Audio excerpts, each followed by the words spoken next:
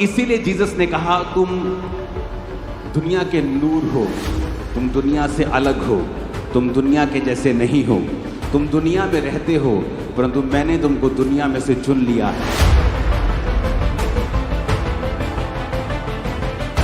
तुम राज्य करोगे, राज्य।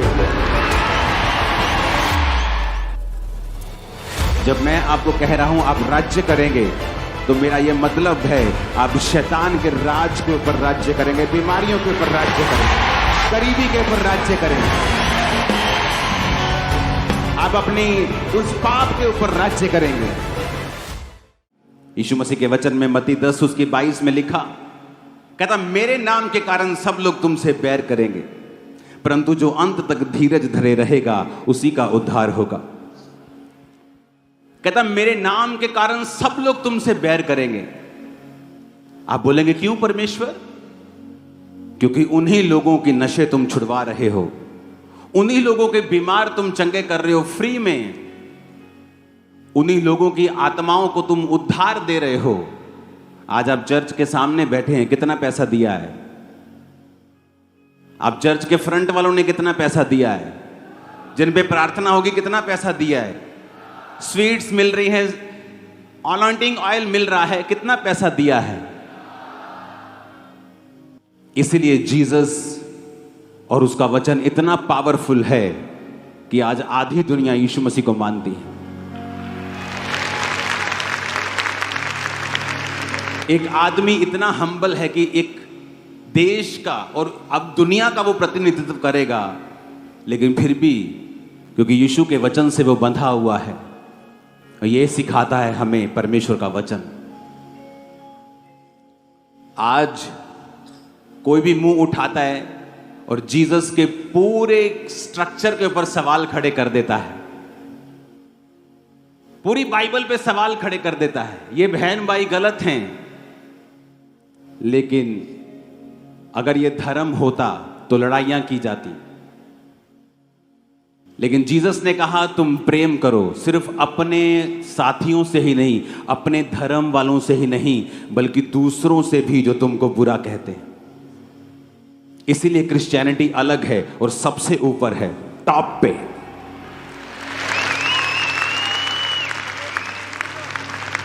क्योंकि अगर लड़ाई करनी हो तो जब कोई व्यक्ति बोलता है कि पूरी बाइबल ही गलत है तो इमेजिन करो क्या हालत हो जाएगी। लेकिन जीसस ने क्या कहा? यदि तुम प्रेम करोगे तो मेरे चेले ठहरोगे। क्रिश्चियन लोगों को भी मैं देखता हूं, जब आपके बयानों को कोई उल्टा अर्थ तोड़ मरोड़ के पेश करता है, वो बयान उसके लिए नहीं है, लेकिन अगर वो उसे अपने लिए लेना चाहते हैं तो ये उनकी मर्जी है, हमारी नहीं। और तब भी क्रिश्चियन लोग कमेंट्स के अंदर गालियां कभी ना निकालें, क्योंकि हम और उनमें बहुत फर्क है। हम जीवित परमेश्वर की संतान हैं। बाइबल कहती है चुप भी नहीं रहना, अपनी बात भी रखनी है। हालेलुया। क्योंकि जीसस ने अगर प्रेम हमें ना सिखाया होता तो हम टिप्पणियां करते एक दूसरे के रीति रिवाजों पर, धर्मों के ऊपर। और इसीलिए मेरा 20 साल का रिकॉर्ड है, कोई व्यक्ति ये साबित नहीं कर सकता कि मैंने किसी पर भी टिप्पणी की हो, क्योंकि ये जीसस ने सिखाया नहीं है। इसीलिए उसने प्रेम करना सिखाया है और हर एक विरोधी से हमने प्यारी किया है हमेशा। हालेलुया। और इसीलिए जीसस ने कहा तुम दुनिया के नूर हो, तुम दुनिया से अलग हो, तुम दुनिया के जैसे नहीं हो, तुम दुनिया में रहते हो परंतु मैंने तुमको दुनिया में से चुन लिया है। हालेलुया। मेरा यह विश्वास है 2025 में आपकी बीमारियां रूपी शर्मिंदगियां वो खत्म है यीशु के नाम। बीमारी और गरीबी रूपी श्राप खत्म है यीशु मसीह के सामर्थ्य नाम। हालेलुया। आप विक्ट्री में चलेंगे। आज परमेश्वर, मैं जब आ रहा था तो मुझे सोने चांदी का शौक नहीं, लेकिन परमेश्वर ने कहा रिंग डाल के जाना है आज। मैंने कहा क्यों परमेश्वर? परमेश्वर ने कहा इसलिए कि यह निशानी है कि तुम राज्य करोगे, राज्य। और बहुतों को लगता है क्योंकि जब आपको तोड़ मरोड़ के पेश करना हो तो इसको आप तोड़ के भी पेश कर सकते हैं। देखो जी साढ़े ते राज करना चाहते। जीसस ने कहा मेरा राज यहाँ का नहीं है मेरा राज वहाँ का है। हालेलुया। अरे मेरा राज यहाँ का बना के तुम मुझे छोटा कर रहे हो। वो जीसस, वो परमेश्वर, वो यहोवा पिता जिसने ऐसे प्लैनेट्स बनाए हैं जो हीरों के, सोने चांदी के बने हैं। इतना पैसा एक प्लैनेट अगर बेच दें, इतना पैसा होगा धरती पर $100 की ढेरियां लगाकर वो चंद्रमा तक पहुंच जाएंगी। इतना पैसा उस एक प्लैनेट से बिकेगा। और ऐसे खरबों खरबों खरबों प्लैनेट्स हैं जो परमेश्वर ने बनाए हैं। तो तुम परमेश्वर को छोटा करना चाहते हो कि मेरा राज यहाँ का है, उसका राज यहाँ का नहीं है। जब मैं आपको कह रहा हूं आप राज्य करेंगे तो मेरा यह मतलब है आप शैतान के राज के ऊपर राज्य करेंगे, बीमारियों के ऊपर राज्य करेंगे, गरीबी के ऊपर राज्य करेंगे, आप अपनी उस पाप के ऊपर राज्य करेंगे। लेकिन प्रॉब्लम यह है कि जब बेसमझ व्यक्ति आपको सुनता है तो वो कभी समझ नहीं पाता आप क्या कहते हैं। इसलिए जीसस की बातों को लोग समझ नहीं पाते थे। कहते थे अच्छा इसने तो ये कहा है कि ये मंदिर को ढा देगा और 3 दिन में बना देगा। जीसस ने कहा मैं उस मंदिर की नहीं, इस मंदिर की बात कर रहा हूं। हालेलुया। कि मैं मुर्दों में से जी उठूंगा 3 दिन के बाद। मेरा ये विश्वास है और ये एग्जाम्पल है हमारे लिए। अगर हम प्यार करेंगे और परमेश्वर के आत्मा में और पवित्रताई में आगे बढ़ेंगे, वो आपको इतना ऊंचा करेगा और वो इतना ऊंचा करेगा जहां से आपको अगर देखना ही पड़ जाएगा तो गर्दनों में बल पड़ जाएंगे, आप इतना ऊंचा होंगे। Hallelujah, hallelujah. आज से कुछ साल पहले जब पंजाब में बहुत विरोध चल रहा था, इतना विरोध चल रहा था कि कहने की बात नहीं, और हम अन्य जाति लोगों का इलाज करवा रहे थे हॉस्पिटल्स में। मैं अपनी टीम से कह रहा था, मैंने कहा अगर हम ये बात को लोगों को बताएं कि देखो तुम्हारी ही जाति के लोगों का इलाज चर्च करवा रही है, लेकिन बाइबल क्या कहती है? प्रेम सब अपराधों को ढांप देता है। इसीलिए चर्च ऊंची हुई है, क्रिश्चियनिटी बड़ी है, क्योंकि ये धर्म नहीं, ये एक बेदारी है, ये परमेश्वर का काम है। आपका न्यू ईयर जो आप परमेश्वर के भवन में हो, खुदा के भवन में आप इस नए साल में हो, ये ऑर्डिनरी बात नहीं है। परमेश्वर आपके विश्वास को जो आपने प्रभु के लिए दिखाया है उसका ऑनर करेगा। वो आपके वंश को बढ़ाएगा, सारे श्रापों को खत्म करेगा, वो आपके रास्तों को साफ करेगा और आपको नेक्स्ट लेवल पे लेके जाएगा। आमीन। ऊंचा धड़कने वाला यीशु मसीह के नाम में हालेलुया, हालेलुया। यीशु मसीह ने कहा उनसे मत डरना जो शरीर को नाश कर सकते हैं, उससे डरना जो शरीर और आत्मा दोनों को नाश कर सकता है। 2025 हमें प्रार्थना करनी होगी, क्योंकि इकॉनमी के ऊपर डिप्रेशन आएगा। जो लोग खुदा में होंगे, टाइदर्स होंगे, गिवर्स होंगे, वो बचेंगे, बच जाएंगे। लेकिन आप देखोगे, बाइबल कहती है, जब यिर्मयाह भविष्यद्वक्ता, यशायाह भविष्यद्वक्ता में जब आप पढ़ते हैं, यहोजकेल में आप पढ़ते हैं, तो परमेश्वर ने कहा महंगी की तलवार चलेगी, महंगी आएगी, जो चीजें महंगी हो जाएंगी। आप देखोगे 2025 में बहुत सी चीजें इतनी महंगी होंगी कि वो रिकॉर्ड ब्रेक कर देंगे, जो परमेश्वर ने मुझे दिखाया। क्योंकि इसलिए मैंने कहा कि 2025 हैप्पीएस्ट न्यू ईयर बोल के हम जल्दी जल्दी घर जाने वाले नहीं हैं। हमें कल प्रार्थना करनी है। आप दिन रात के रोज़ों में कल से नहीं हैं। अगर आपको मेडिकल कंडीशन है, आप दिन दिन के रोज़े करिए, आप कुछ करिए, आप बैठ के प्रार्थना करिए, चर्च में आइए, क्योंकि अगले 3 दिन हमें प्रार्थना करनी होगी। प्रार्थना करनी होगी देश की इकोनॉमी के लिए, क्योंकि आने वाले समय के जो मैसेज परमेश्वर दे रहा है वो अच्छे नहीं हैं। लेकिन हमें प्रार्थना करनी है। आप लोग बचाए जाएंगे, आपकी प्रार्थना के द्वारा दूसरे लोग भी बचाए जाएंगे। आपने यीशु मसीह के नाम का मजाक उड़ते रील्स में देखा, इतना कि जितना कभी नहीं देखा गया। आपको क्या लगता है अगर क्रिश्चियंस कुछ नहीं कहेंगे तो क्या परमेश्वर कुछ नहीं कहेगा? मैंने लोगों को रोते हुए देखा है 2025 में, क्राई करते हुए देखा है, ऐसे ट्रबल्स में देखा है यंग लोगों को जो पहले उनकी लाइफ में कभी उन्होंने एक्सपेक्ट नहीं किए थे। तो हमें प्रार्थना करनी है कि परमेश्वर की सच्चाई उन लोगों के ऊपर जाहिर हो और वो लोग भी बचाए जाएं। आमीन। हमें प्रार्थना करनी होगी देश के लिए, हमें प्रार्थना करनी होगी आने वाले समय में पंजाब के लिए, क्योंकि शांति को बनाए रखने के लिए आपको प्रार्थना करनी होगी। हालेलुया। हमें प्रार्थना करनी होगी आने वाले समय के यूथ के लिए, क्योंकि जितना वो बिगड़ा हुआ आपको 2025 में दिखेगा, आपने लाइफ टाइम में कभी नहीं देखा होगा।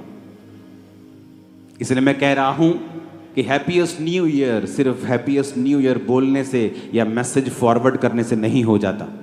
हमें परमेश्वर का आत्मा दिखाता है और समझाता है आपको क्या करना है, आपको क्या बोलना है, क्या आपको प्रार्थना में परमेश्वर से कहना है, प्रभु क्या कह रहा है आपको, और उसके अनुसार आपको प्रार्थना करनी है।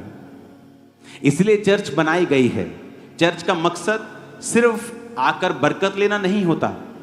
मैं बहुत सारे लोगों को बोलता हूं, जब वो आके बोलते हैं कि हम बड़ा स्ट्रगल कर रहे थे, हमसे हो नहीं पा रहा था, लेकिन अब प्रभु ने हमें ग्रेस दी है, अब हम आपकी चर्च में आते हैं और सब रुकावटें दूर हो गई हैं। तो मैंने कहा ये कौन सी बड़ी बात है, अभी तो पहला स्टेप हुआ है, अभी तो आप सिर्फ चर्च में आए हैं, तो कौन सी बड़ी बात है। अब चर्च में आकर आपने परमेश्वर के लिए क्या किया है, आपने कौन सी सेवा में हिस्सा लिया है। क्या आप सुसमाचार टीम के हिस्सेदार हैं? क्या आप पम्फलेट्स बांटने जाते हैं? क्या आप बीज बोते हैं? क्या आप प्रार्थनाएं करते हैं? क्या आप फास्टिंग करते हैं? क्या करते हैं आप? क्योंकि जब आप एक चर्च में शामिल होते हैं, आपको उस चर्च के दर्शन में शामिल होने के लिए परमेश्वर बुलाता है। इसीलिए बहुत से लोग बरकत नहीं पा पाते जो अलग अलग चर्चिस में जाते हैं। क्यों? क्योंकि अलग अलग चर्चिस में जाने से आप कहीं पर भी एक टिकाऊ जिंदगी नहीं ले पाते।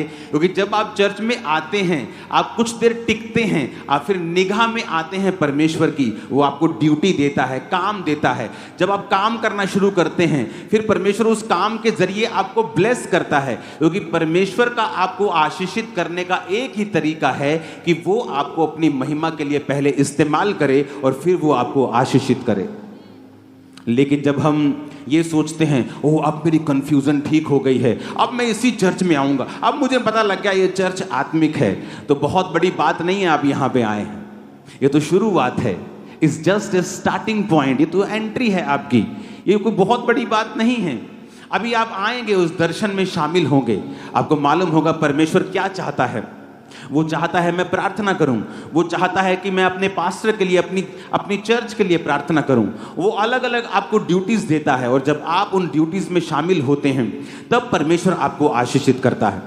इसलिए मैं कहता हूं कि सिर्फ बिलीवर बन के चर्च में कभी मत आओ, चर्च के हर काम में आपका एक्टिव हिस्सा होना चाहिए। अगर आप चाहते हैं कि परमेश्वर आपको ब्लेस करे, तो चर्च के हर दर्शन में आपको शामिल होना होता है।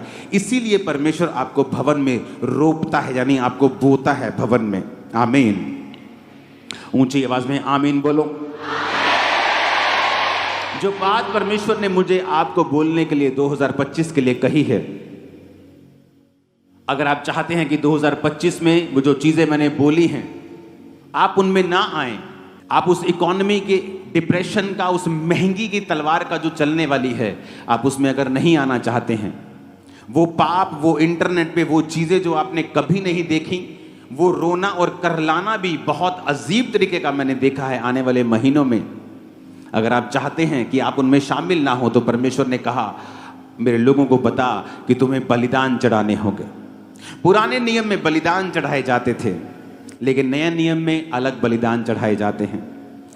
दूसरा राजाओं 17 उसकी 36 में लिखा, परंतु यहोवा जो तुमको बड़े बल और बढ़ाई हुई भुजा के द्वारा मिस्र देश से निकाल ले आया, उसी का तुम भय मानना, उसी को दंडवत करना और उसी की बलि चढ़ाना। परमेश्वर ने कहा उसको बलि चढ़ाना, बलिदान करना। जब भी आप प्रभु के सामने, प्रभु बुलाता था कि तुमने पाप किया है, आ जाओ पाप बलि लेके आओ। कभी नहीं कहता था कि आके सॉरी बोल दो, सॉरी गॉड, सॉरी परमेश्वर। परमेश्वर कहता है सॉरी बोलना है, बलिदान लेके आओ, साथ में मेल मिलाप करना है, बलिदान लेके आओ। बैल लेके आओ, भेड़ लेके आओ, उसे चढ़ाओ। लेकिन नया नियम में बाइबल कहती है प्रभु यीशु मसीह एक ही बार कुर्बान होके हमारे लिए बलि चढ़ गया। अब हमें उन कुर्बानियों की जरूरत नहीं कि हम भेड़े और बैलों को लेके जाएं। लेकिन अभी भी बलिदान की व्यवस्था चेंज नहीं हुई है। लेकिन अब कौन से बलिदान है जो परमेश्वर चाहता है हम चढ़ाएं? वो बलिदान हमें नया नियम में मिलते हैं। पहला पत्रस 2 उसकी 5 में लिखा है, तुम भी आप जीविते पत्थरों के समान आत्मिक घर बनते जाते हो, जिससे याजकों का पवित्र समाज बनकर ऐसे आत्मिक बलिदान चढ़ाओ जो यीशु मसीह के द्वारा परमेश्वर को ग्रहण योग्य हो। कहता आत्मिक बलिदान चढ़ाओ। पहले तुम परमेश्वर बकरों को, बैलों को मांगता था कि अगर तुम्हें पाप बलि चढ़ानी है बैल लेके आओ, भेड़ लेके आओ। होम बलि चढ़ानी है, मेल बलि चढ़ानी है, बैलों और बकरों को वो लेके जाते थे। लेकिन जीसस ने एक ही बार अपने आप को चढ़ाया, अपना लहू लेके पिता के सामने गया और हमारे लिए एक ही बार वो कुर्बान हुआ। लेकिन बलिदान बदले नहीं हैं। हाँ, उनका रूप बदल गया है।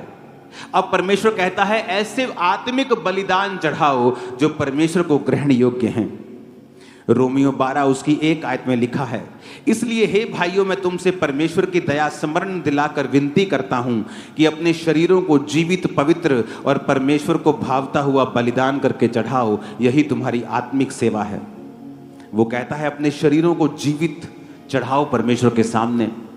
इन्हें अपवित्र मत करो, इन्हें व्यभिचार में मत लगाओ, इन्हें ब्लू फिल्में देखने में मत लगाओ, इन्हें नशे करने में मत लगाओ।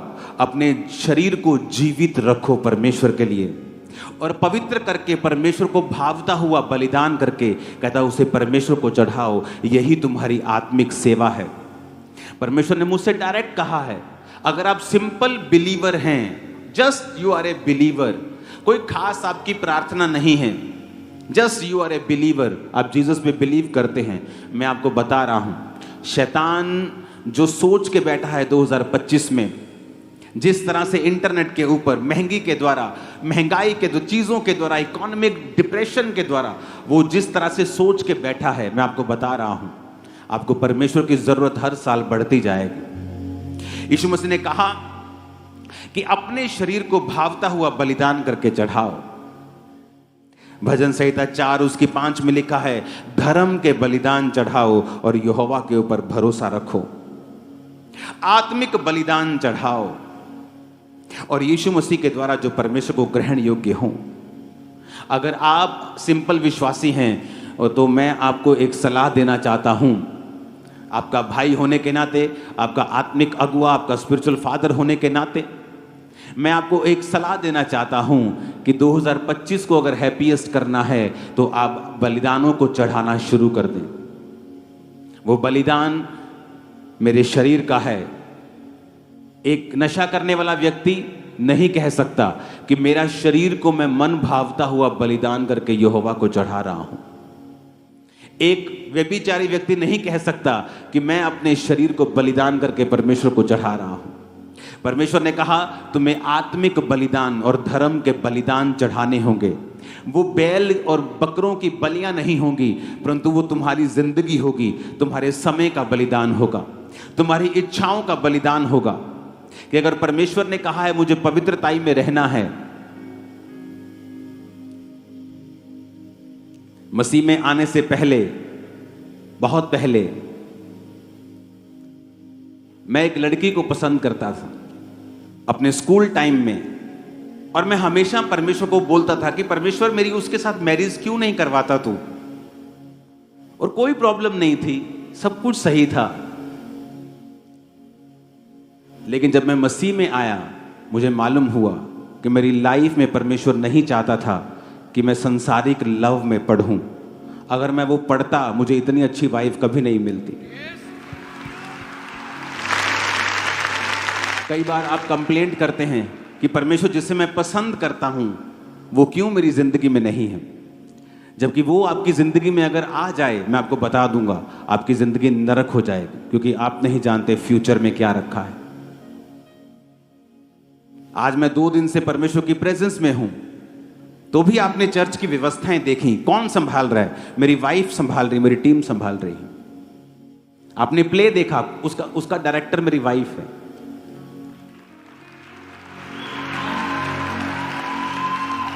तो अगर मेरी उस लड़की से शादी हो गई होती तो आज मैं यहां ना होता। कई बार हम परमेश्वर को बलिदान नहीं चढ़ा पाते कि परमेश्वर आपको पसंद है एक व्यक्ति, आप उसके पीछे लगे रहते हैं, लेकिन परमेश्वर कहता है तुझे अपने शरीर को मन भावता हुआ बलिदान चढ़ाना है। यूथ में ये प्रॉब्लम है, क्योंकि जब आप अपनी इच्छा और अपनी पसंद से चलने लगते हैं, कई बार आप भूल जाते हैं कि परमेश्वर ने आपके लिए एक बेस्ट रखा हुआ है। वो ऐसा बेस्ट है, अगर आपने उसे मिस कर दिया, आपकी लाइफ कभी भी सेम नहीं हो सकती। चाहे आप 40 नहीं 404 लाख रोजे रख के परमेश्वर के सामने चले जाएं, वो चीजें बदलेंगी नहीं। इमोशनली कई बार आपको डिस्टर्बेंस फील होती है कि क्यों मेरे साथ ही, क्यों मेरा सब कुछ परफेक्ट है, मैं एवरीथिंग मेरी लाइफ में बेस्ट है, लेकिन परमेश्वर चाहता नहीं। कई बार आपके परिवार से आपको प्यार नहीं मिलता, आपके दोस्तों से आपको प्यार नहीं मिलता, क्योंकि परमेश्वर की उसमें इच्छा होती है। वो आपको अलग करना चाहता है और आपको अपने तरीके से चलाना चाहता है, आपकी तैयारी को अपने हिसाब से करना चाहता है। इसलिए मैं कहता हूं 2025 में अगर आपको परमेश्वर में चलना है, अगर आपको परमेश्वर के उन चीजों को लेना है, और मैं आपको अगर अंधेरा ज्यादा है तो रोशनी भी ज्यादा चमकती है। ये रोशनी अगर सुबह चलाएंगे तो चमकेगी नहीं, आपको लगेगा ठीक है, लेकिन रात को पूरी चर्च जगमग है। क्यों? ऐसा क्यों? रात को चर्च जगमग क्यों है? क्योंकि अब बाहर अंधेरा है, इसलिए रोशनी चमक रही है। अंधेरा बहुत होगा 2025 में, लेकिन आप चमकेंगे इन जीसस नेम। आप नई नई चीजों को लेंगे 2025 में इन जीसस नेम। हालेलुया। रोना धोना बंद कर दें, इमोशनल डिस्टर्बेंस अपनी लाइफ से निकाल दें, जीसस की ओर देखें, क्योंकि वो फ्यूचर जो परमेश्वर ने आपके लिए रखा है वो मार्वलस है। अगर आप प्रभु की ओर देखते जाएंगे और सब कुछ प्रभु की ओर से होगा, कुछ साल बाद अपनी लाइफ को देखेंगे, बोलेंगे वाओ थैंक यू लॉर्ड, तूने कितना बड़ा काम किया है, छक्के छुड़ा दिए शैतान के। Hallelujah, hallelujah. तो मेरी बात को बड़े ध्यान से समझना है। अगर आपकी लाइफ ऐसी है कि आप गिवर नहीं हैं, आप प्रार्थना करते रहते हैं, प्रार्थना, लेकिन टाइट नहीं बोते, आप प्रार्थना करते रहते बीजों को नहीं बोते, आप फास्टिंग नहीं करते, आपके अंदर परमेश्वर के लिए कुछ छोड़ने की इच्छा नहीं है, आप अपनी रिलेशनशिप्स को नहीं छोड़ पाते हैं, आप ऐसी चीजें नहीं छोड़ पाते जो परमेश्वर की ओर से नहीं हैं, तो मैं आपको बता रहा हूं शैतान आपको बहुत तंग करेगा 2025 में। क्योंकि अगर आपको मैं पहले नहीं बताऊंगा और बाद में ऐसा होगा तो आप कहेंगे कि परमेश्वर सारी दुनिया के साथ जो हो रहा है मेरे साथ भी हो रहा है, तो क्या फर्क है मुझ में और सारी दुनिया में।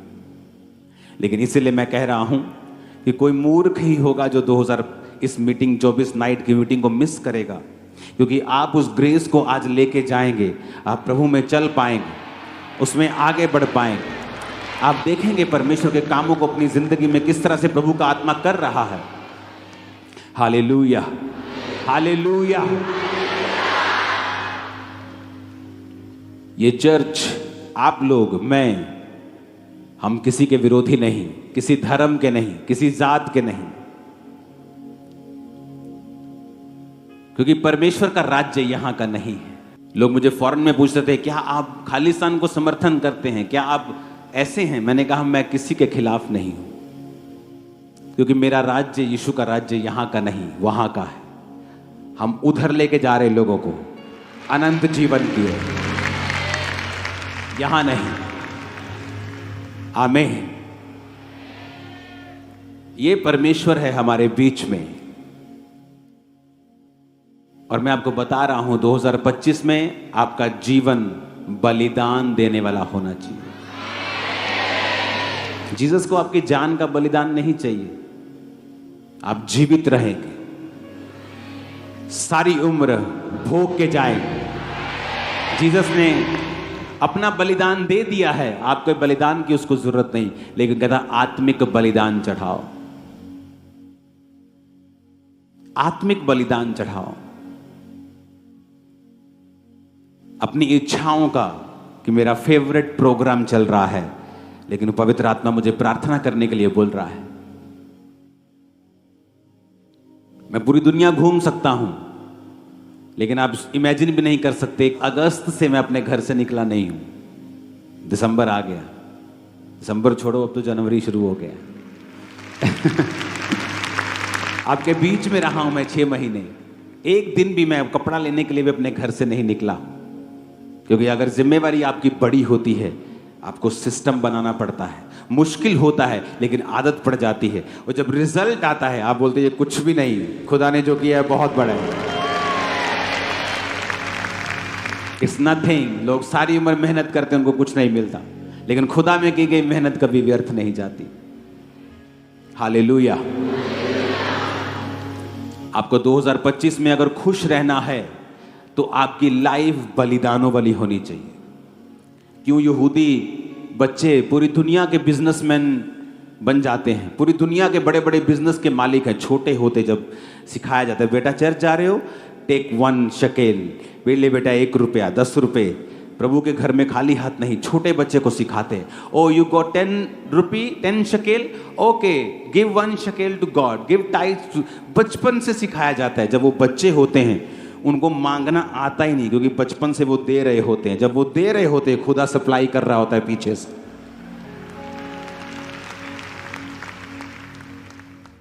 दाऊद ने अपना हजारों करोड़ों का सोना परमेश्वर में दे दिया था,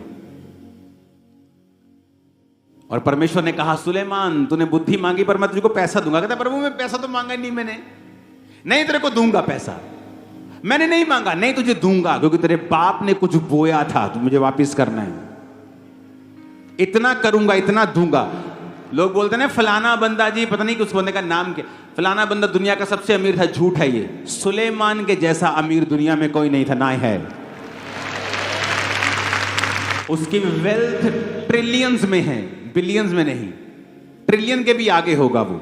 इतना वो अमीर था क्योंकि दाऊद का बोया गया उसकी लाइफ में वापस आया। हमें अपनी लाइफ में ये देखना होगा और हमें आदत डालनी होगी बोने की। जो हमने पहले कभी नहीं बोया, हमें वो बोना होगा। जितनी प्रार्थना पहले नहीं की, जो पवित्रताई, जो फोकस, जो लेवल, जो प्रार्थना, जो फोकस, जो मन की जो स्थिति जैसी पहली थी, उससे भी कहीं अधिक हमें परमेश्वर में जुड़ना होगा 2025 को हैप्पीएस्ट करने के लिए। फिर आप देखोगे आपकी कल्पनाएं वो सिद्ध कर देगा। आप सोचोगे वो कर देगा, आप सोचोगे वो कर देगा। आप मन में होगा मुझे ये करना है, और वो रास्ते खोल देगा। ओ आमीन खड़कने वाला चाहिए। Hallelujah, hallelujah. परमेश्वर 2025 में आप जब प्रवेश कर रहे हैं तो मेरी ये आपसे विनती है कि उसके वर्ड्स को अनदेखा अनसुना मत करना। अपने पड़ोसी को बोलो बलिदान वाला जीवन अपना लेना 2025 में। जो पहले नहीं किया वो करना, वही करना। आमीन, आमीन।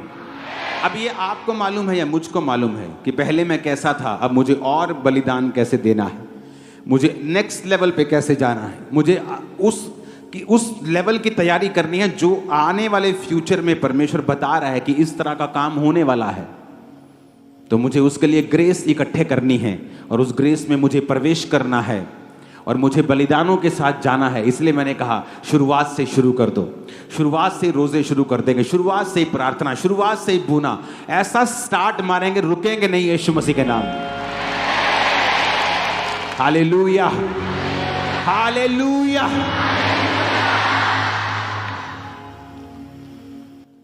कितने मेरी बात को समझ रहे हैं? हैप्पीएस्ट करना है न्यू ईयर, बलिदान। पड़ोसी को बोलो कौन सा बलिदान? शरीर का नहीं, तेरे लहू का नहीं, आत्मिक बलिदान, शरीरों को पवित्र करके चढ़ाना, मन भावता हुआ करके चढ़ाना, आत्मिक बलिदान और धर्म के बलिदानों को चढ़ाना। Hallelujah, hallelujah. और मेरा ये बिलीव है, मेरा ये विश्वास है कि ये वचन आपकी स्पिरिट के अंदर चला जाएगा और आपको प्रभु से पूछना है कि परमेश्वर मुझे ग्रेस दे और मैं जो कर रहा हूं 24 में, मैंने किया जो 24 में, 25 में मैं ज्यादा करूंगा, मैं एक्स्ट्रा करूंगा खुदावंद। और परमेश्वर जब आपको देखता है, वो भीड़ से देख लेता है। वो जा रहा है और जक्कई को उसने भीड़ से देख लिया और पेड़ पे कहा, हे जक्कई नीचे आ जा। जब आप यीशु मसीह को विश्वास शो करेंगे, वो आपको छोड़ेगा नहीं। आप लाखों की भीड़ में हो, जब आप यीशु मसीह को विश्वास दिखाएंगे, हेवन में एक ही करेंसी चलती है, वो विश्वास की है। आमीन। परमेश्वर के गहरे वेदों को परमेश्वर के दास के द्वारा जानने के लिए और ऐसी और नई वीडियोस को देखने के लिए हमारे YouTube चैनल को सब्सक्राइब करें और साथ में बेल आइकन को प्रेस करें ताकि ऐसी और नई वीडियोस की नोटिफिकेशन सबसे पहले आप तक पहुंचे। जुड़े रहें परमेश्वर की हजूरी के साथ। God bless you.